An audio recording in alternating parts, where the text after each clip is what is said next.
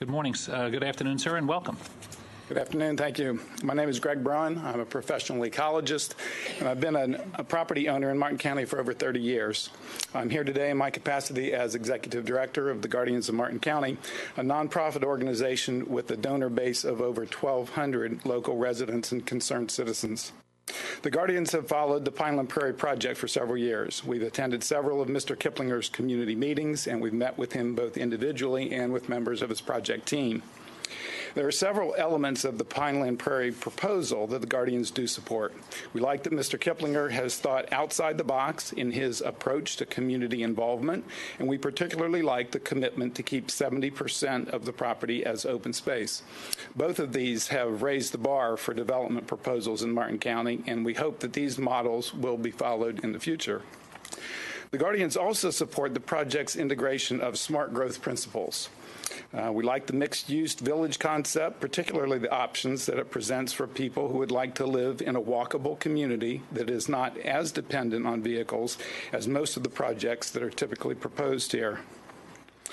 We also like Mr. Kiplinger's acknowledgement that the condition of our surface waters is unacceptable, and that even if future reservoirs and STAs are funded, that he's willing to set aside part of the property to help improve water quality in the C23.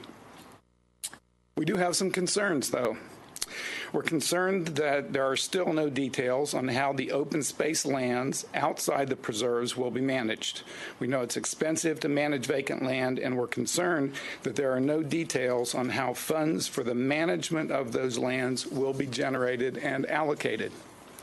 We're also concerned about the costs of water and roads, the most significant of which were identified by the Water Management District and FDOT in the ORC report.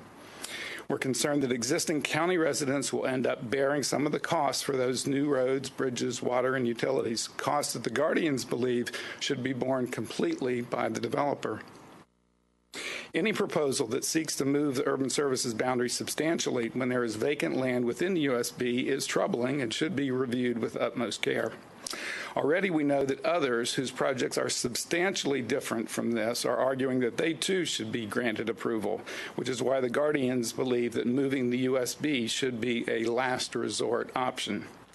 We ask that you consider these comments in your deliberations to ensure the sustainability of the project and that existing county residents aren't left supporting it. Thank you. Thank you, sir.